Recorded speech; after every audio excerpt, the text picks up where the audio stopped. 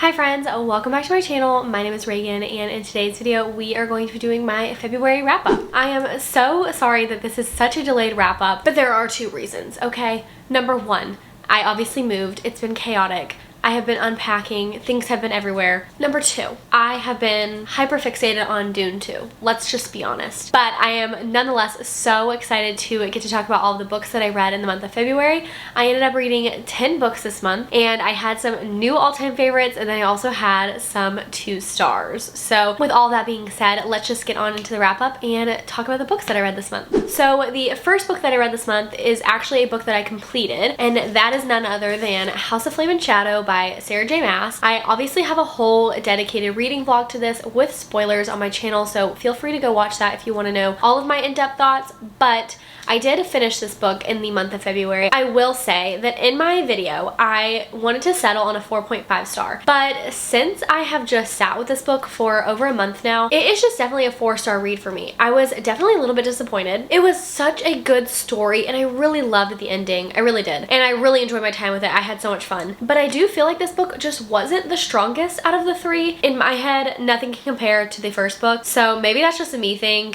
But obviously I did love this book. Those are just kind of where my feelings landed ultimately and just wasn't the strongest out of the 3 for me. Next up, however, okay, I read a 5-star book. Okay, I gave this book a 5-star based off of vibes alone, okay? Ride by Ali Hazelwood, okay? I don't care. I don't want to accept criticism on this book because this was just so much fun to me. I just had the most fun ever. That is the only word that I can describe it. Is this like a work of literary masterpiece? No. Did I have a fun time and was kicking and screaming and giggling? Yes. So therefore, it got a 5-star for me. I love Lo and Misery. Lo? I can't talk about it. I love him so much. Misery is just such a fun female main character. I love the little Ali Hazelwood sprinkle of STEM in there because she does coding. It was just so much fun. If you didn't know, this is a vampire, werewolf, paranormal romance. Misery, who is our vampire bride, and she enters into a marriage of convenience with Lo, who is a werewolf, and their marriage is supposed to kind of unite the vampires and werewolves and just kind of make it have a better alliance. That is kind of what this book is about. There's also a little tiny subplot of a mystery going on where we are trying to find out what happened to Misery's friend. It is just, I cannot say enough good things about this book. If you guys read a lot of paranormal romance and you have some recommendations for me, please let me know because this was really good. I'm starting to get into paranormal romance, I think, so I need some suggestions. So if you know any, please let me know. Overall, 5 out of 5 stars. I absolutely love this one. Yeah, no notes. Just had so much fun. Next up, I read Tuesday Night Truths by C.W. Farnsworth. This is the second book to Friday Night Lies, which is a basketball romance. I forget if it's high school or college. I feel like I want to say it's college though, but it is nonetheless a basketball romance. Friends to lovers. I loved the first book. I gave the first book 4.5 stars over a year ago. I absolutely loved it. It was just so much fun. I don't know what it was about it, but I just had a lot of fun with it. So I decided to pick up this second book. I gave this book a 2-star, you guys. I didn't feel like it was necessary. A lot of it felt like conflict just to have conflict. I do think that if the author wanted to continue their story, I feel like it would have been a really good novella, but this was a full novel length and I just don't feel like that was necessary. Ultimately gave it a 2-star. So that was our first doozy of the month. But then I read The Worst Best Man by Mia Sosa. I also gave this book 2 stars. I read this in a reading vlog. So if you want more of my in-depth thoughts, I can link that video down below where I read that book, but it was not for me and I was so sad about it. But I didn't like the male main character. I felt like he was really stale. He was dry. It just he wasn't giving me anything. Okay, there was no tension. He wasn't giving me anything. This is a contemporary romance. Our female main character, I cannot remember her name for the life of me for some reason. She is left at the altar by her fiance. Her fiance's best man is actually tasked with breaking the news to her, okay, which she's pissed off, as she should be. They don't talk to each other, she hasn't obviously seen her ex-fiance for years. She then goes on a job interview to be a wedding planner for this hotel management group. When she walks into the meeting, it is her ex-fiance and his best man. What are you guys doing here? So it unfolds from there. They have to work together, so it's a little bit of some forced proximity. I don't know. It was just stale to me. I just didn't really vibe with it, and you know what? Some books do that, and that's okay. We just keep on going. Next up, I read Trial of the Sun Queen by Nisha J. Tooley. This is a fantasy romance. It is kind of like The Selection, but make it adult. And in this book, we have 10 women, there's a contest, and they are all competing for the Sun King's heart. Did I enjoy my time with this book? Yes. Did I have fun? Yes. Did I also feel like this was Throne of Glass vibes? Also, yes. Like, this really felt a little too reminiscent of Throne of Glass. So I gave this book a 3-star. It's like a 3.5. I don't know if I'm going to continue with the second book. So if you guys have read this and you've also read the second book and you feel like the second book is really good, please let me know, because if you can convince me, I will pick up the second one. I just don't know if I want to. I don't know. It definitely did end on a cliffhanger. So part of me like wants to see what happens, but also part of me like doesn't care.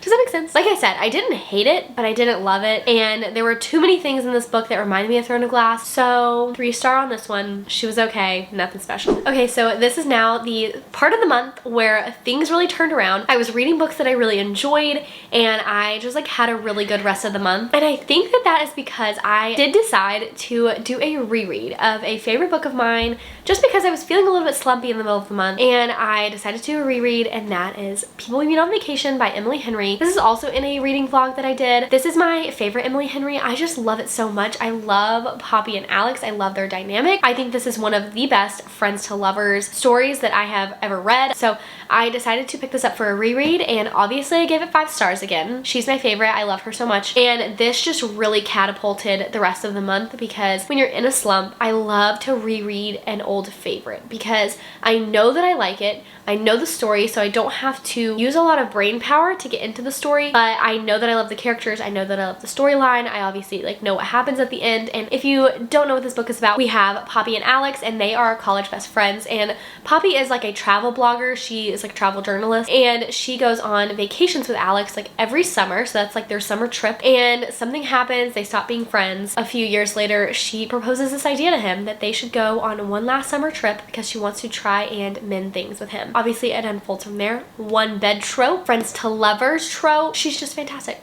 Love her. Okay, then I read another Kindle book this month, and that is The Villa by Rachel Hawkins. This is a thriller set in an Italian villa in the summer, and we actually follow 2 timelines. So we have one timeline that is like in the 1970s following a rock band group, and then we have present day, which is following 2 women who are just feeling like they are in a creative rut, and they write, and they just need to get their spark back. So they decide to go spend a little bit of a summer vacay in this Italian villa to try and get their creative spark back, try and get out of their writer's block. There is obviously a death that happens, so they're trying to like figure out what is so creepy about this Italian villa, because these women are staying in the same villa as this rock band in the past, and there was a death from the rock band. Are we tracking there? I don't know if I'm doing a good job at explaining this, but that's kind of the plot of the story. I gave it 3 stars, 3.5 maybe. It was really fun. I feel like I really wish that I had read this thriller like while I was sitting by the pool. I don't know. I really wish that I had just read it in a different setting, and maybe I would have given it a higher rating, but that's okay. Nonetheless, it was like a good thriller. I read this for a 24-hour readathon, so it was definitely a really good book for a readathon like that, because it was really short, it was fast-paced, it was a thriller. It kind of broke up the monotony of some things, so loved it for that. It just definitely was very average for me. I don't have like really anything bad to say about it, but I'm not gushing about it either. I hate to give you like not a lot of info there, but 3-star on that book. Okay, and then I read a book that's a little bit out of my comfort zone, because it was the book club choice for my local in real life book club, and that is Lessons in Chemistry by Bonnie Garmis. Again, this is like a historical fiction, literary fiction type of story, which is definitely out of my comfort zone, but I loved this book, you guys. Like, I really loved this a lot more than I thought I was going to, which I should have just trusted myself, because there was a part of me that thought I was going to really like it because it involves science, and I love any type of book with science. I'm a big science girly. I always have been. I was like the kid that was going to science camp in elementary school. Okay, I am landing on giving this book 4 stars. I listened to the majority of it on audio, and I really enjoyed the audio. So if you guys want to read this book but maybe don't want to buy it, or you're not too sure if you're going to enjoy it, try out the audio. It is included in Spotify Premium, so definitely go and check that out, because I loved the audiobook. I don't know what it was. Elizabeth Zott, who is a chemist, and this book is set primarily in the 1960s. So it is very rare to obviously have a woman chemist, a woman scientist, and she faces a lot of hardships because of that in her life, and she has lost out on a lot of opportunities. She experiences a lot of inequality within her work and within her life just by being a woman, and we just follow a lot of like her hardships and things that she's going through, and it is just fantastic. She ends up developing this TV show called Supper at 6, so a lot of this book is focused on that. 4 stars all around. Love this book. Definitely pick it up. I highly recommend if you want like a historical fiction and you like science. Guys, I'm saving the best book for last because this book absolutely took me by storm to the point where I was like, if I don't have a hockey man in my life immediately, I'm going to pass away. I read none other than Powerless by Elsie Silver. What a masterpiece. What a beautiful book. Let's just take a moment. I love this book so much. I could talk about it all day. This is one of my favorite romances. It's definitely my favorite hockey romance. It was so well done. This is also a childhood friends to lovers story, which this is one of the best childhood friends to lovers story. There's so much depth in the characters. They go through a lot, especially Jasper. He has experienced a lot of like heaviness in his life, and it's just, oh my gosh, I like don't even know how to put my thoughts into words because I loved this romance so much. And who would have thought? Because a few months ago I was like, I'm never gonna read the Chestnut Spring series. It's just not something that interests me. But this book, I will say this in literally every video, every time I talk about it, Elsie Silver does a fantastic job at writing very real characters. These characters do not feel fake. None of their dialogue feels cringy or forced. It feels very raw and vulnerable, and like I said, they just feel like real people. They feel like real characters, and I don't feel like I get that a ton in contemporary romances. It's a hockey romance. Like I said, Jasper is a professional hockey player, and then we have Sloane.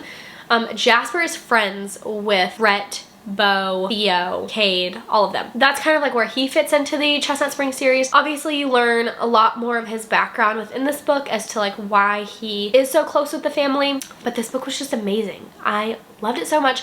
I started tabbing it and then I stopped because I just kept devouring the story, but I like annotated on my Kindle, so I need to go through and transfer my annotations to this book. I have no notes. I gave this book 5 stars. I don't know if you could tell. And this was such an amazing way to end off the month of February. I'm so glad that this is my last read of the month. I loved starting out really strong and I loved ending strong. 5 stars. We love her. We love Jasper. Okay friends, so that is the end of today's video. I hope that you guys enjoyed my wrap up this month. Let me know down below how many books you guys read in the month of February, and also what your favorite book that you read this month was. As always, the quantity doesn't matter, just the quality of your reads. I am so proud of you if you read 1 book, 10 books, 20 books, whatever. Even if you took this month off and didn't read any books, I'm still so proud of you because being a reader is supposed to be fun. Okay? It's supposed to be our escape. Everyone has different reading paces. Everyone has different lives. So just remember that, and don't put pressure on yourself for the quantity of books that you read in a month. Just focus on the quality and if you are having fun and enjoying your reads. So with all that being said, I do hope that you enjoyed today's video. I will put my Goodreads and my Instagram down below so that you guys can follow me and then we can be friends. And I will catch you guys in the next one. Okay, bye.